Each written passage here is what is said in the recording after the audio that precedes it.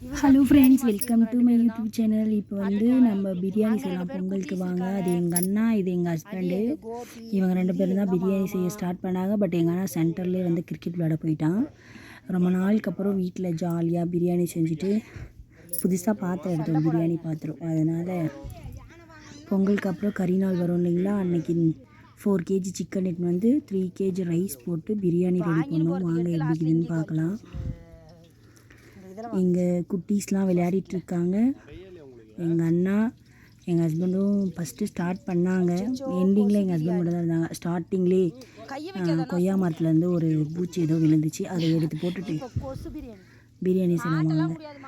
நெய்யும் அப்புறம் ஆயிலும் ஊற்றியாச்சு. ஊற்றிட்டு மொத்தம் 7 கேஜி இல்லையா, இப்போ வந்து ஆனியன் மட்டுமே 2 கேஜி, டொமேட்டோவும் 1.5 கேஜி அந்த மாதிரி போட்டுக்கிட்டோம்.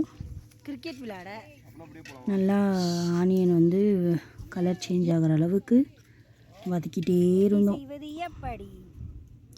இந்த பக்கம் ஒரு கொய்யா மரம், இந்த சைடு ஒரு கொய்யா மரம். அங்கங்கே குட்டீஸ்லாம் விளையாடிட்டுருக்காங்க. எங்கள் அண்ணா பையன் அது, இது எங்கள் நாத்தனார் பொண்ணு.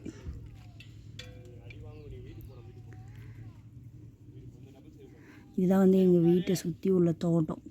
இது வந்து நெல் பயிர், பாத்ரூமு, வீடு, அதுக்கப்புறம் ஃபுல்லாக நெல் பயிர் தோட்டம். எங்கள் வீட்டை சுற்றி இப்படி தான் இருக்கும், நல்லா க்ரீனிஷாக. ஃபுல்லாக தென்னை மரம் வச்சுட்டோம், தென்னந்தோப்பு ஆகிடுச்சி. அப்புறம் கீழே வந்து ஒரு நெல் பயிர் போட்டிருக்கோம். அதுக்கு கீழே வந்து மாட்டுக்கு தேவையானதும் தென்னந்தோப்பும் இருக்குது. மாட்டுக்கு தேவையான தீவன தட்டுன்னு சொல்லுவாங்க, அது போட்டிருக்கோம். இப்போது நல்லா ஆனியன் வந்து கலர் சேஞ்ச் ஆனதுக்கப்புறம் ginger garlic paste 200 gram ginger garlic paste add பண்ணோம். ஷாக் ஆகிட்டோம். ஃபஸ்ட்டு ஸ்டார்டிங்கில் என்ன பண்ணேன், பார்த்தா வெறும் இஞ்சி பூண்டு பேஸ்ட்டாக இருக்கிற மாதிரியே இருந்துச்சு. எனக்கு என்னென்னு தெரியல, அன்றைக்கி ஃபுல்லாக நாக்கு வேறு எது சாப்பிட்டாலே கசப்பாக இருக்கிற மாதிரியே இருந்தது ஃபீலிங்கு. தக்காளி போட்டுடலாம். நல்லா அந்த பச்சை வாசனை போகிற வரையும், இப்போ வரையும் எங்கள் அண்ணா இருந்தாங்க. அதுக்கப்புறம் எஸ்கேப் ஆகிட்டாங்க.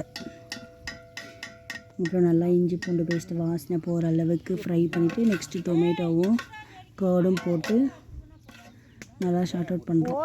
2 கிலோ இருக்குது நல்லா தக்காளி பழம். எல்லாம் கிரிக்கெட் விளையாட போகிறதுக்காக கொஞ்சம் ஃபாஸ்ட்டாக செஞ்சிட்ருக்காங்க. நம்மளே விட்டுருந்தா கூட செஞ்சுருக்கலாம். ஆனால் செய்கிறன்ற பேரில் தக்காளி ஒழுங்காக வணங்குதா அதெல்லாம் கூட பார்க்காம டக்குன்னு முடிச்சுட்டு நம்ம கிரிக்கெட் விளையாட போயிடணும். ஃபோன் வேறு பண்ணிகிட்டே இருக்காங்க கிரிக்கெட் விளையாடுறதுக்கு. அதனால் அப்புறம் வந்து டொமேட்டோ கொஞ்சம் வதங்கினதுக்கப்புறம் red chilli powder, garam masala இதெல்லாம் ஆட் பண்ணிக்கிறோம்.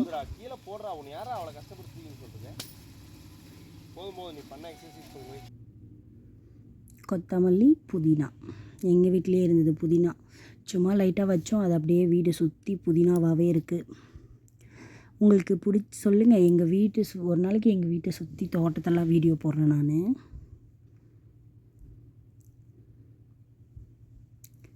நல்லா ஜாலியாக இருந்துச்சு. அப்புறம் இப்போ எங்கள் அண்ணா எஸ்கேப் ஆகிட்டு பாரு.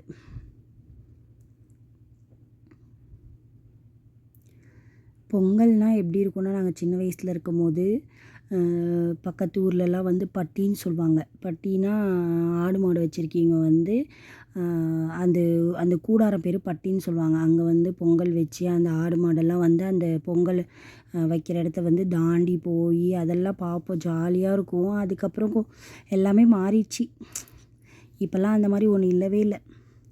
இதை பாருங்கள், நல்லா அந்த பச்சை ஸ்மெல்லாம் போய் எண்ணெய் பிரிஞ்சு வர்ற அளவுக்கு வதக்கிட்டோம். வதக்கினதுக்கப்புறம் இப்போது நாங்கள் தண்ணி ஆட் பண்ணுறோம். சிக்கன் வந்து போட்டு ரொம்ப குழஞ்சிரும்னு சொல்லிவிட்டு, மட்டனாக இருந்தால் ஃபஸ்ட்லேருந்தே போட்டிருக்கலாம். சிக்கனுங்கிறதுனால ஃபஸ்ட்டு போடலை. நல்லா ஆயில் பிரிஞ்சு வந்ததுக்கப்புறம் நாங்கள் வந்து ஒரு பாத்திரத்தில் வந்து 2 இது வந்து ரைஸ் எடுத்துருந்தோம். தட் மீன்ஸ் 3 கிலோ தான் அந்த பாத்திரத்தில் எடுத்துருந்தோம். அதுக்கு 2 கப் எடுத்துருக்கோன்னா 3.25 அப்படி தான் தண்ணி ஆட் பண்ணோம். அப்போ தான் வந்து பளபளன்னு உதிரியாக வரும். பாருங்கள், இதில் தான் எடுத்துருந்தோம். இது வந்து எதுக்குன்னா, எங்கள் பெரியம்மா வீட்டுக்கு, எங்கள் அக்கா வீட்டுக்கு, எங்கள் மாமியாரோட அம்மா வீட்டுக்கு, அவங்க அம்மா அங்கே இருக்காங்க, அவங்களுக்கு கொஞ்சம். அப்புறம் எங்கள் மாமியாரோட பெரியம்மா வீட்டுக்கு, எங்கள் அண்ணா வீட்டில் நாங்கள் எல்லோரும் ஷேர் பண்ணி சாப்பிட்றதுக்காக தான் இவ்வளோ பெருசில் செய்கிறோம். இல்லைனா இவ்வளோ பெருசு செய்ய வேண்டியதே இல்லை. பாருங்கள், 2 ஊற்றியாச்சு. அப்புறம் 3, அடுத்தது வந்து ஒரு 3.25 மட்டும்தான் ஊற்றணும். எப்போவுமே நீங்கள் பிரியாணி செய்யும் போது 1 கப் எடுக்கிறீங்கன்னா 1.25 ஊற்றினா போதும்.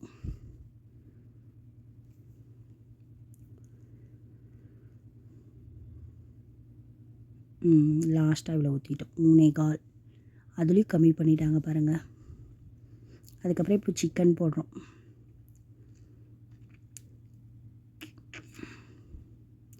நல்லா ஜாலியாக பேசிகிட்டு இருக்கிற மாதிரி வீடியோ போடலான்னு நினச்சா திடீர்னு ரிங்டோன்லாம் வந்து டிஸ்டர்ப் பண்ணிட்டுச்சு. அதனால் திருப்பியும் நான் வாய்ஸில் போட்டுட்ருக்கிறேன் பிரியாணி வீடியோ. பார்த்து சப்போர்ட் பண்ணுங்கள்.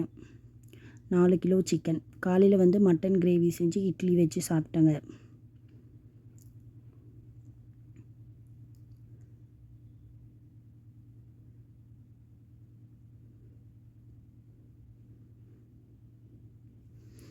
அதில் சிக்கன் போட்டுட்டு ரொம்ப நேரம் பாயில் பண்ணி விடலை நாங்கள். பாயில் பண்ணால் சிக்கன் வந்து குழஞ்சிரும் இல்லைங்களா, அதனால் ஒரு ஒரு கொதி வர்ற மாதிரி இருக்கும்போது ரைஸ் ஆட் பண்ணிட்டோம். கலர் கூட ஆட் பண்ணக்கூடாதுன்னு இருந்தோம். பட் கலர் இருக்கணும் வீட்டில் கேட்டுகிட்டே இருக்காங்க. இதுதான் எங்கள் அண்ணா பையனும் எங்கள் நாத்தனார் பொண்ணும். ஒரே அட்டகாசம். இவன் என்ன பண்ணிட்டா தெரியுங்களா, ஓடி போய் வண்டியை மேலே தள்ளிக்கிட்டா. பயங்கர அட்டகாசம் அவள். இப்போ கரம் மசாலா கொஞ்சம் ஆட் பண்ணிக்கிறோம்.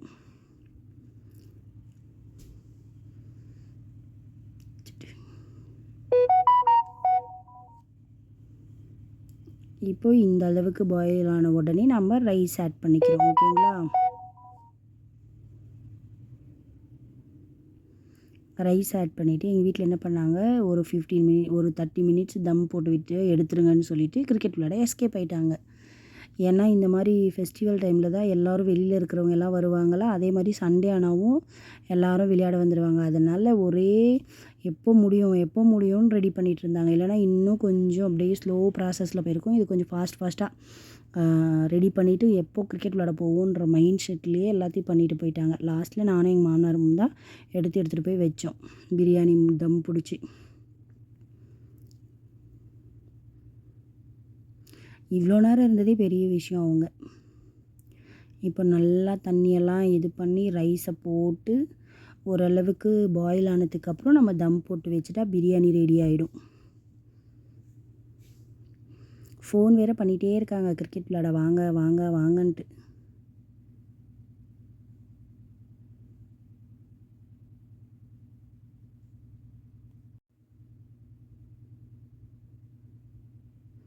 ஒரு வழியாக ரைஸ் போட்டாச்சு. டோட்டலாக வந்து 4 கேஜி சிக்கனு, 3 கேஜி ரைஸு. 3 கேஜின்னு சொன்னாங்க எங்கள் மாமியார். பட் தெரியல, நம்ம வீட்டில் அது இது சொல்லுவாங்க இல்லைங்களா, அளக்கிறது. எங்கள் சைடு மானம் சொல்லுவாங்க, ஆளாக்கு சொல்லுவாங்க இல்லைங்களா, அதில் ஒரு அலாக்கு அது மாதிரி 3 அலாக்கு போட்டாங்க. ஆளாக்கு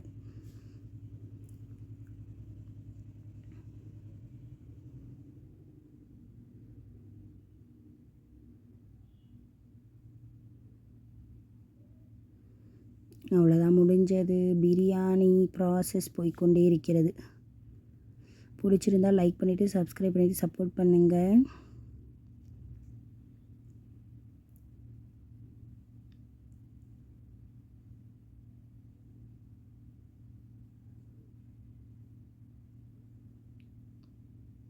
டொமேட்டோ தான் கொஞ்சம் வதங்கவே இல்லை. நல்லா ஆயிலில் ஃப்ரை பண்ணியிருந்தா இருந்திருக்கும். இவங்க கிரிக்கெட் விளையாட போகிறதுனால அவசர அவசரமாக எல்லாத்தையும் ஆனால் டேஸ்ட் வைஸ் சூப்பராக இருந்துச்சு உண்மையாகவே.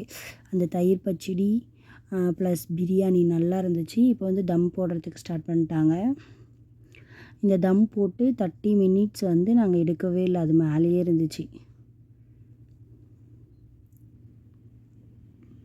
இதுதான் வில்லேஜ் லைஃப்ன்றது. ஜாலியாக இருக்கும். இந்த கொய்யா மரத்துக்கடியில் தான் நாங்கள் எது செய்கிறதா இருந்தாலும் செய்வோம். ஒரு முறுக்கோ நான்வெஜ் எது செய்கிறதா இருந்தாலும். அப்புறம் ஐஸ் வந்திருந்தாங்க, அவங்கக்கிட்ட ஐஸ் வாங்கினோம். ஐஸ் வாங்கி எல்லோரும் ஒரு ரவுண்டு போயிட்டுருக்கோம். எங்கள் வீட்டில் மட்டும் சாப்பிட மாட்டாங்க, ஏன்னா அவருக்கு வந்து சளி பிடிச்சிரும் டக்குன்னு. அதனால் இப்போ வந்து அவங்க போயிட்டாங்க. இப்போ நாங்கள் ஒரு 30 மினிட்ஸ்க்கு அப்புறம் தம் எடுத்தோம். சூப்பராக இருந்துச்சு. நல்லா பொல்லன்னு பிரியாணி. பிடிச்சிருந்தா லைக் பண்ணி சப்ஸ்கிரைப் பண்ணி சப்போர்ட் பண்ணுங்கள். எங்களை மாதிரி குட்டி யூடியூபரையும் சப்போர்ட் பண்ணுங்கள். பாருங்கள், செம்மையாக இருந்துச்சு. பட் இப்போ சாப்பிட்டதெல்லாம் நான் வீடியோ எடுக்கவே இல்லை. எல்லாம் ஒரு டெம்ட்டில் உட்காந்துட்டோம். அதனால் நைஸ் பிரியாணி. ஆனால்